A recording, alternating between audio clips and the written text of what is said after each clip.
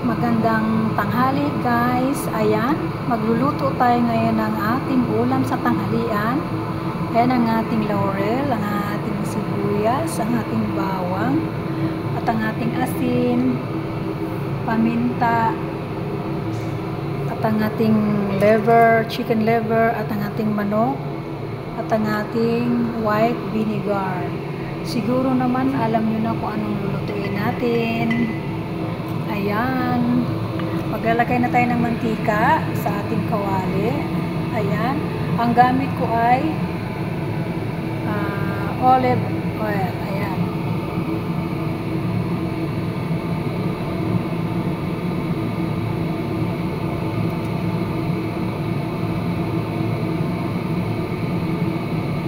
Simutin natin.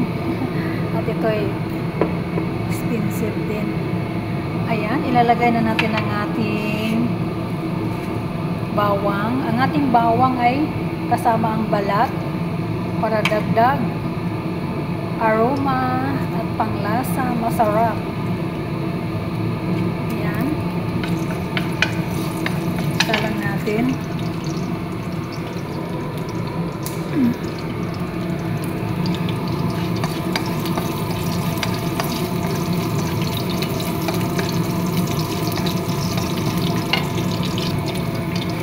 Ayan, isunod na natin ang ating sibuyas, ang ating bay leaves o laurel. Sagisa lang natin. Alam niyo na ba guys kung anong klaseng luto ang ating gagawin? Ayan, tabi lang natin. At isunod na natin isang kutsa ang ating liver. Ayan ang ating atay.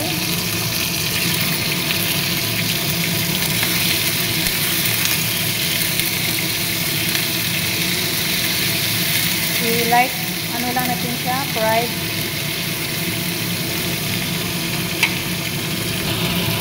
Ayan, mix natin. Balik ko rin natin para yung kabila naman ang medyo ma-fried. Bahagyang prito.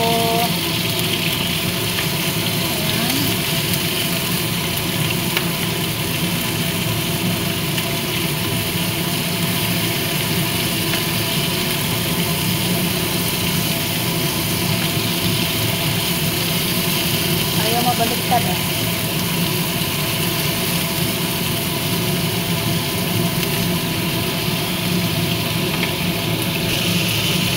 Ayan, napakabango, nangangamoy, nakakagutom. Ayan, pagkakataong ito ay ating tanggalin ang ating liver. Ayan, tanggalin natin.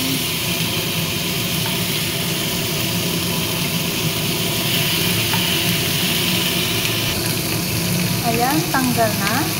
Ilagay naman ngayon ang ating manok. Ayan. Pangkutsa lang natin ang ating manok.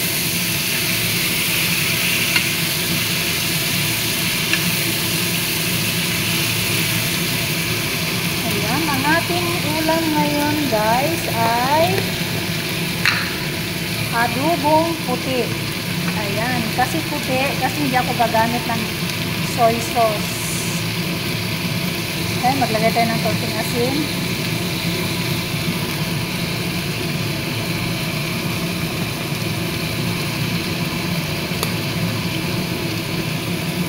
Maglagay din tayo ng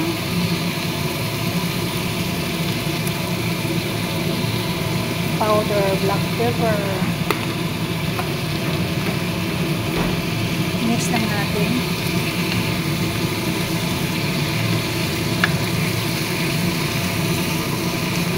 Balik rin natin para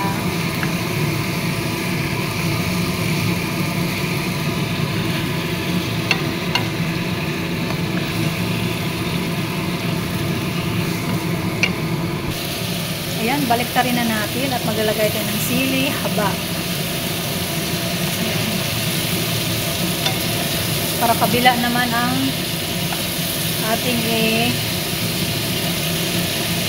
parang i-fried ba ng kaunti.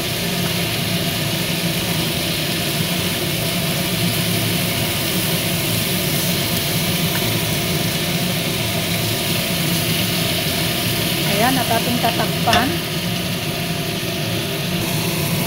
Ayan, check natin. Bango talaga. Nakakagutom tuloy.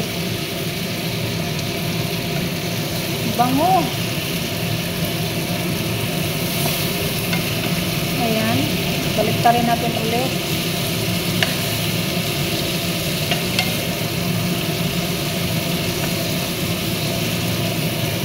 Bango talaga. Grabe. Bango.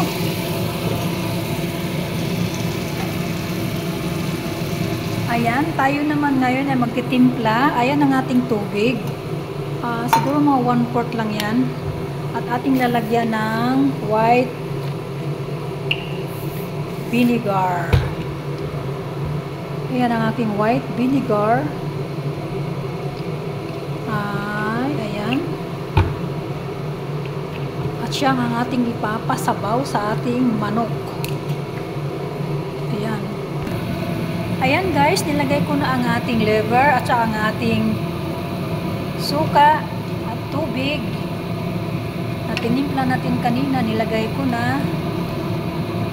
Ayan, antayin lang natin yung kumulo at ating takpan. Ayan, nakulo na. At patuyuin lang natin ang kanyang sabaw at luto na ang ating manok. Masarap kasi yan pag tuyo siya, tapos magdagdag tayo ng kaunting mantika mamaya. Ayan, takpan lang natin hanggang sa matuyo ang kanyang sabaw para lumambot ang manok.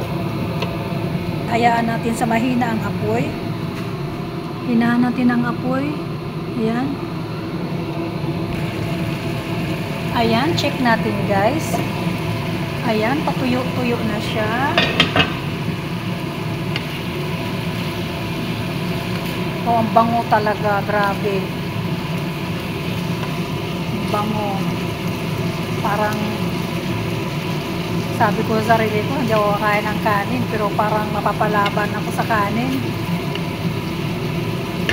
Ayan, sa ngayon ay magdagdag na tayo ng olive oil. Masustansya naman kasi ang olive oil, kaya walang problema.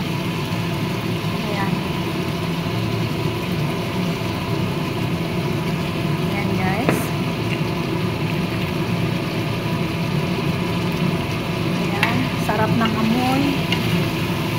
Ayan. Yan ang ating adobong puti. Napakasimple lang, di ba? Kung wala naman kayong olive oil, ay pwede naman yung ordinaryong mantika, yung gayaan, oh. Yung mantika na hindi mahal. Ang olive oil kasi mahal, kaya dito naman kasi amo ko, paborito yung olive oil, kaya hindi kami nawawalan yan. Pero may ganyan pa rin kaming ordinaryong mantika kasi nga pang araw-araw namin gamit din. Ayan, luto na ang ating adobong puti. Ayan lang guys, ang ating tip sa inyo. Kung gusto nyo magluto ng adobong puti, ganyan lang ang gagawin ninyo. At syempre, nakasawa naman kasi ini sa adobo na itim. Kaya, dito naman tayo sa adobong puti. Ayan lang guys, maraming salamat. At sana magustuhan ninyo. Pero promise ko sa inyo guys, napakasarap talaga. Ang sarap ng ang sarap ng, ito yan o, yung nag-urus-urus na sabaw niya, yung sauce niya. Ayan o, yan ang masarap. Tapos ang lasa ay nanonood sa ating manok. Ayan, luto na guys, at pinagpatayin ng ating apoy. Maraming salamat.